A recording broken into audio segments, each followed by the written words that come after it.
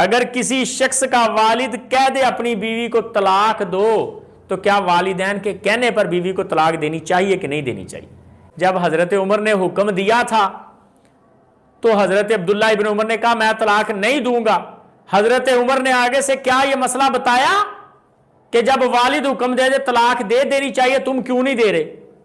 نہیں بتایا. حضرت عمر خاموش ہو گئے کیونکہ بچے کے پاس آپشن ہوتا ہے، چاہے تو والد کی بات مانے چاہے تو نہ مانے. اس لیے حضرت عمر خاموش ہے، شکایت بھی نہیں لگائی جا کے. بیٹے نے خود مسئلہ رکھا، اللہ کے نبی نے کہا عمر عام بندہ نہیں ہے، عمر تو بڑی الہامی شخصیت ہے. لو کان بعدی نبی لکان عمر بن الخطاب، میرے بعد اگر کوئی نبی ہوتا عمر بن خطاب ہوتا. عمر بن خطاب کی رائے تو اتنی اہم رائے ہے، اس کے مطابق اللہ قرآن اتار دیتا ہے.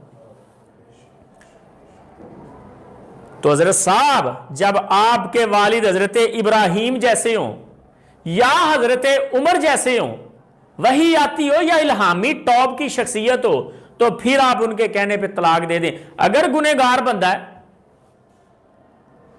اگر عام بندہ ہے، کسی غصے کی وجہ سے اس نے کہہ دیا یا بیوی کے کہنے پہ کہہ دیا، اور یہ بات یاد رکھیں جہاں بھی یہ مسئلہ ڈسکس ہوگا سسر کے کہنے پر طلاق دینے کا ہوگا، ساس کے کہنے پر نہیں ہوگا، کیونکہ سب کو پتا ہے کہ ساس کی انبن ہونی ہے بیوی کے ساتھ، بہو کے ساتھ. ساس کی بات کی نہیں کسی نے، سب نے سسر کی بات کی.